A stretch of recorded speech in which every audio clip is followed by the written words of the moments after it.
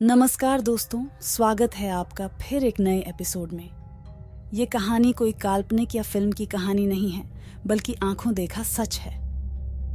मैं कंपनी की ओर से पिकनिक पर गया हुआ था। पिकनिक शहर के बाहर एक रिसॉर्ट में थी। पहले कंपनी के लोगों ने क्रिकेट और अन्य खेल खेले। उसके बाद रिसॉर्ट में ही बने वाटर पार्क में चले गए।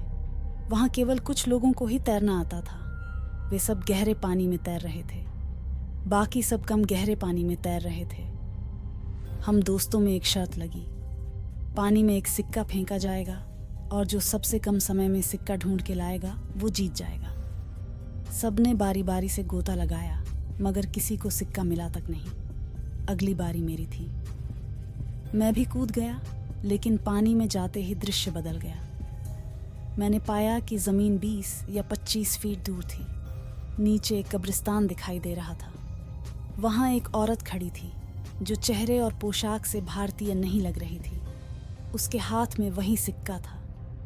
वो अपना हाथ ऊपर की ओर करके खड़ी थी।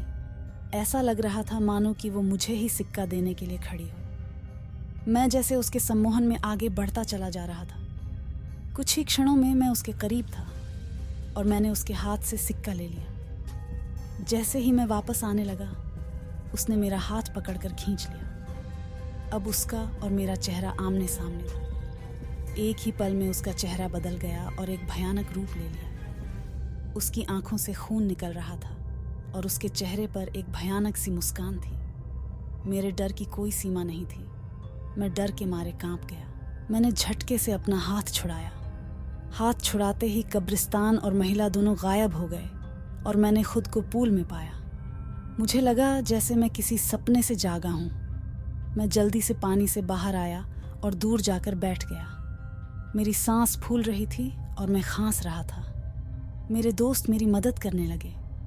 थोड़ी देर में मैं सामान्य था। हर कोई पूछ रहा था कि क्या हुआ। मैंने बस सर हिलाते हुए कुछ नहीं में जवाब दिया। मैंने मुट्ठी खोलकर देखी तो सिक्का मेरे हाथ में था। ये देख मेरे दोस्त खुशी से उछलने लगे और मुझे बधाई देने लगे। दोस्तों ने फिर से शर्त लगाई, मगर मैं फिर से पानी में नहीं गया। शाम हो गई थी। हमारी बस जाने वाली थी। हम कुछ लोग सिगरेट पीने बाहर चले गए। मेरे दोस्त मजाक कर रहे थे और जोर जोर से हंस रहे थे। सामने खड़े एक अंकल हमारी बातें गौर से सुन रहे थे और बीच बीच में तड़का भी मार रहे थे। मैं चुपचाप खड़ा था। मेरे एक दोस्त ने मजाक में पूछा कि मैं तब से चुप क्यों हूँ, क्या अंदर कोई भूत देख लिया। ये सुनकर अंकल ने मजाकिया लहजे में कहा कि अंग्रेज़ों के ज़माने में यहाँ कब्रिस्तान हुआ करता था। ज़रूर किसी गोरे का भूत देख लिया होगा।